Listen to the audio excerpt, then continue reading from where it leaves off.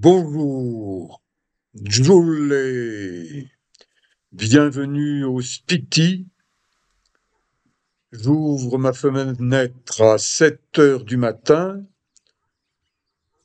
J'observe que le soleil commence à peine à pointer sur les crêtes au-dessus du village voisin de Chicham, environ 6 kilomètres de randonnée. Je monte prendre le frais sur la terrasse de Norling Homestay.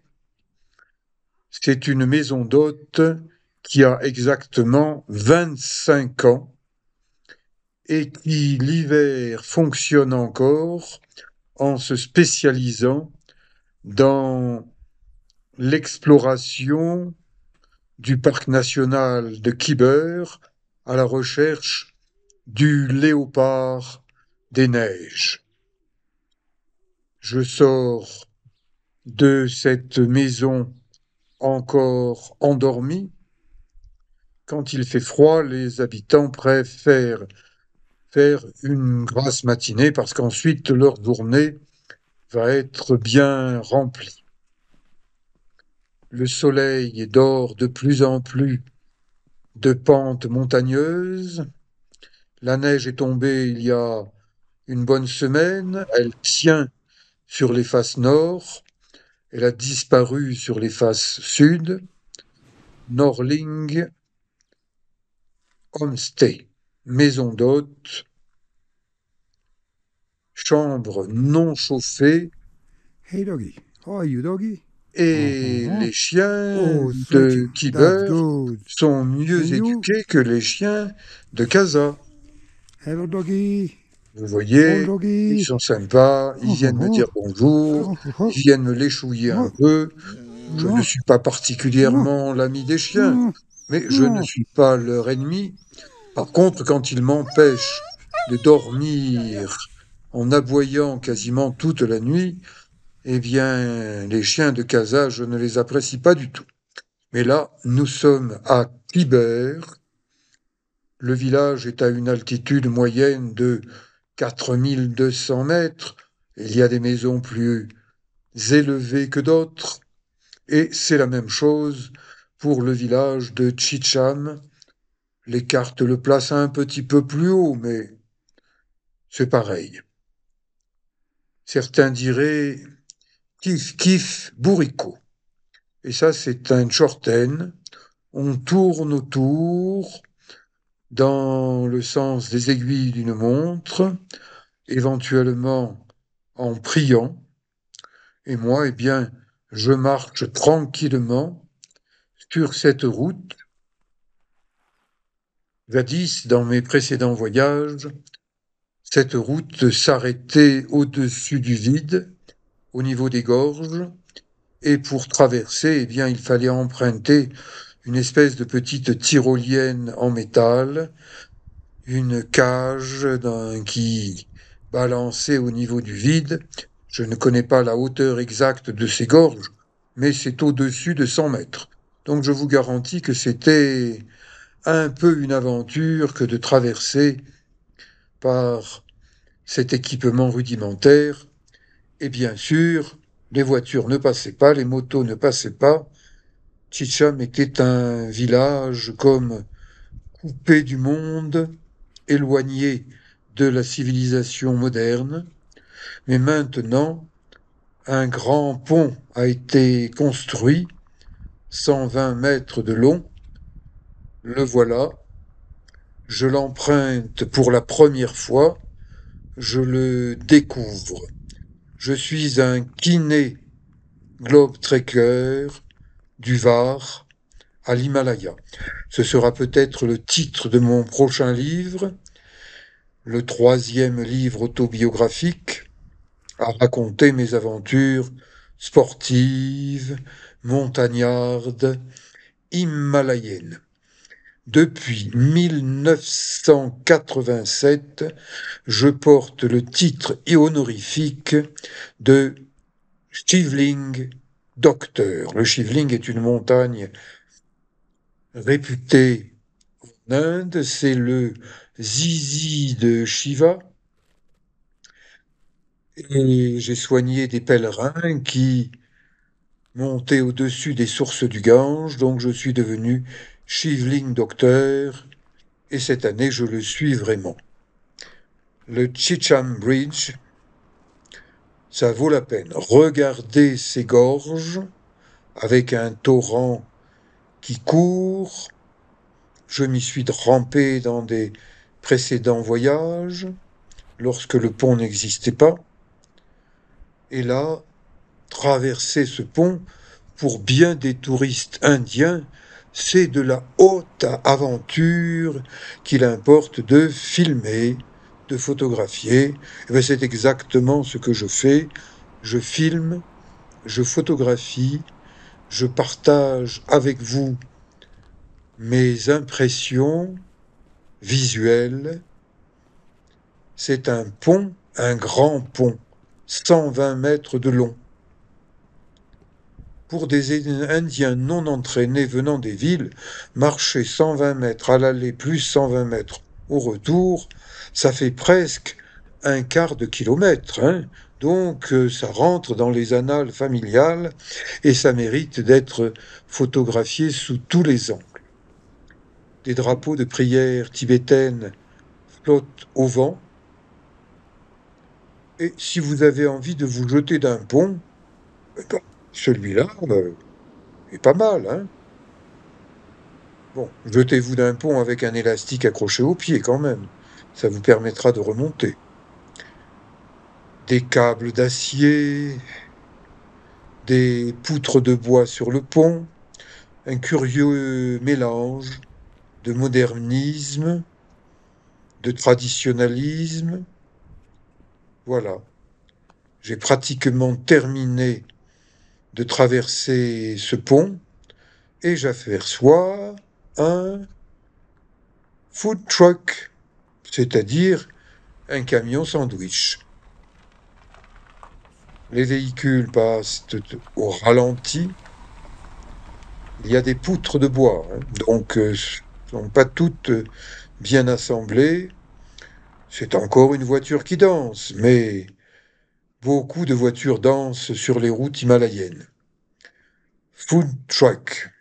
Et il n'y en a pas qu'un, il y en a plusieurs. Là, ce doit être environ 9 heures du matin. J'ai mis 2 heures sans me presser pour descendre de Kiber.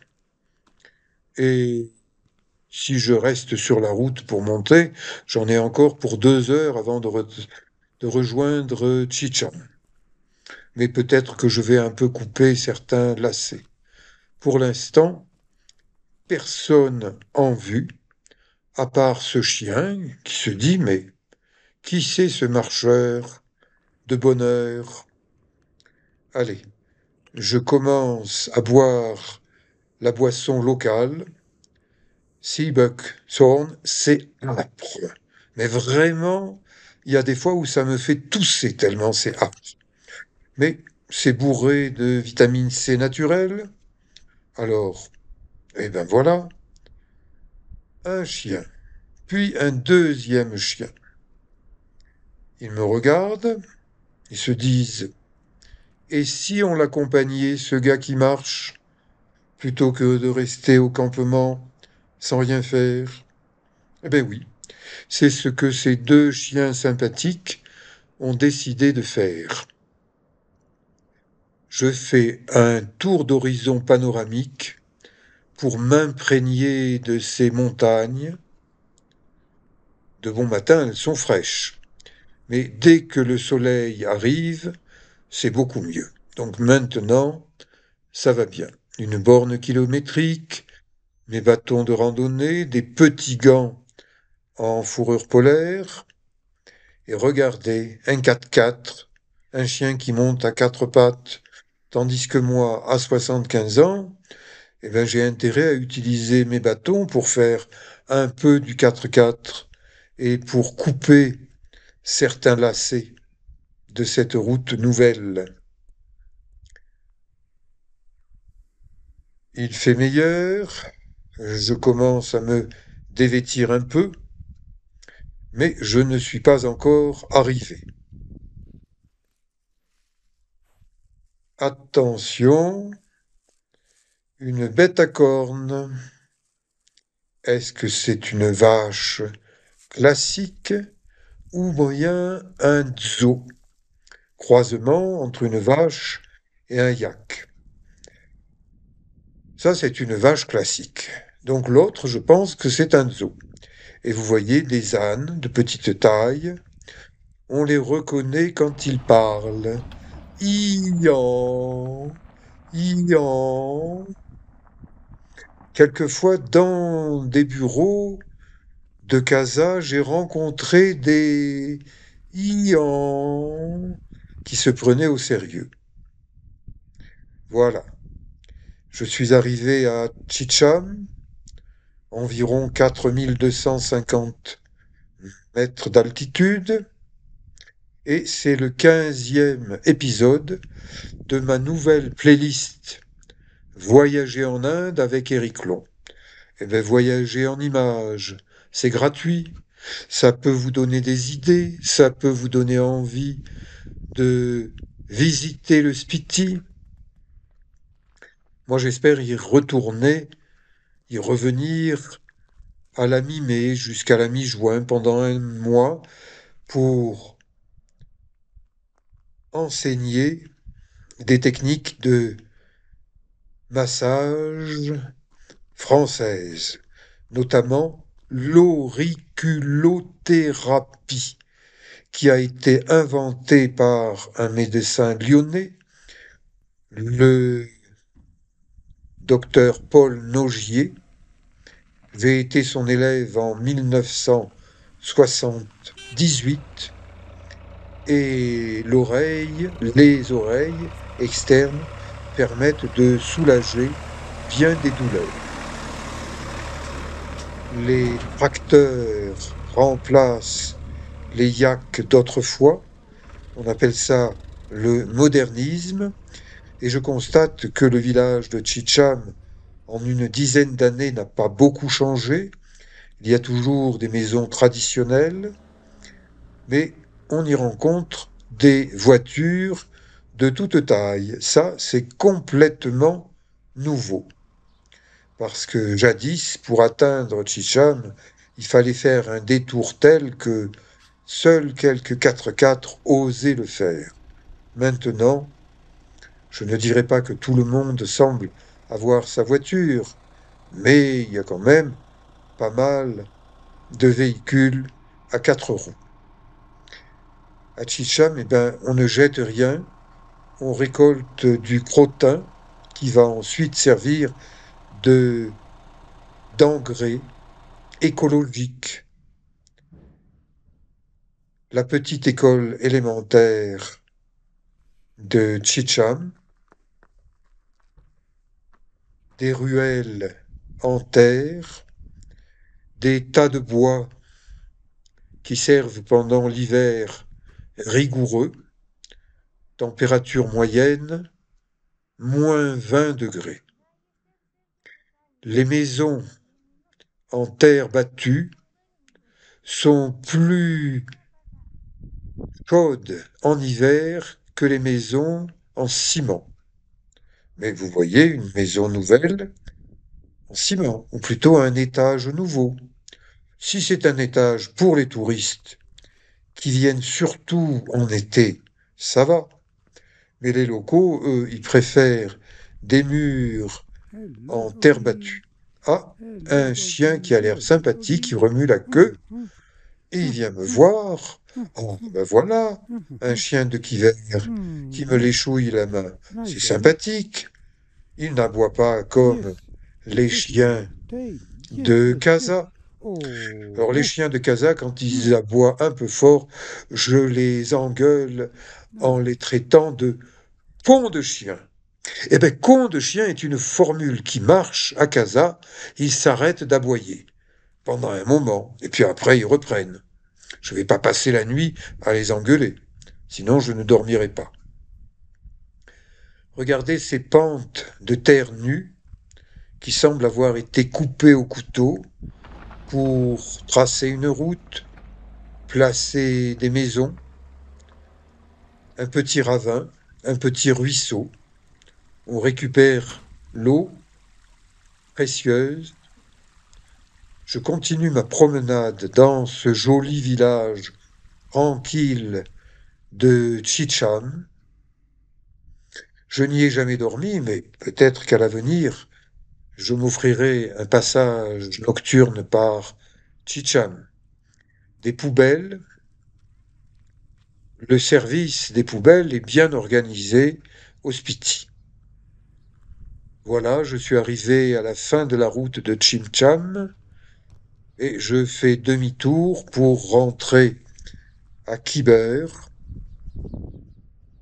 environ 6 kilomètres de marche, redescendre vers le pont, remonter, et ben, à 75 ans, du moment que je peux faire une douzaine de kilomètres tranquillement en une matinée, je trouve que je me débrouille pas mal pour entretenir mon corps.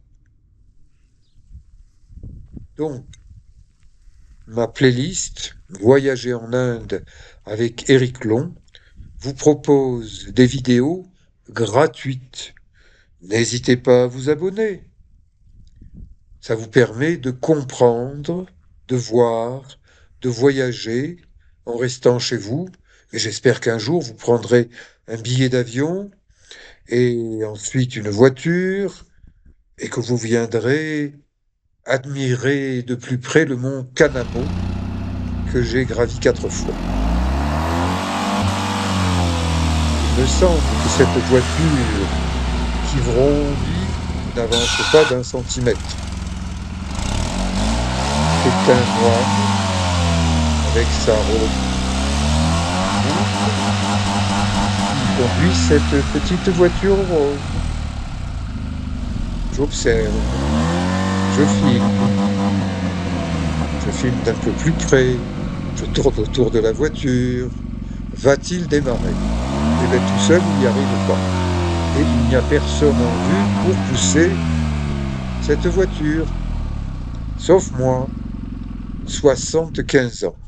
Si on m'avait dit que j'allais pousser une voiture au Spiti, eh ben, j'aurais dit pourquoi pas. Parce que au Spiti, eh ben, c'est pas Toulon, c'est pas le Var. Et quand quelqu'un est en panne, qu'il n'arrive pas à avancer, et bien même si vous êtes vieux, que vous n'avez plus la force de vos 20 ans, 30 ans, 40 ans, 50 ans, 60 ans, eh ben j'ai poussé et la voiture a réussi à bouger. Et ce moine sympathique m'a invité à prendre place, la place du mort. Alors heureusement qu'il conduit doucement, parce qu'il conduit en marmonnant des prières, et je me demande si c'est Bouddha qui lui aurait offert le permis de conduire dans une pochette surprise.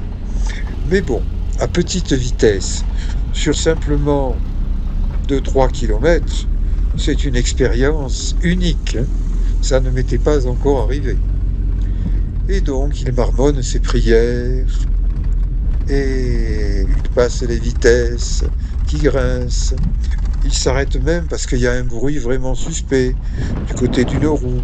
Mais bon, il ne voit rien. Nous continuons notre chemin. J'ai l'impression qu'il est collé au volant. Les gens qui sont comme ça, accrochés au volant, en général, ce ne sont pas des fangios.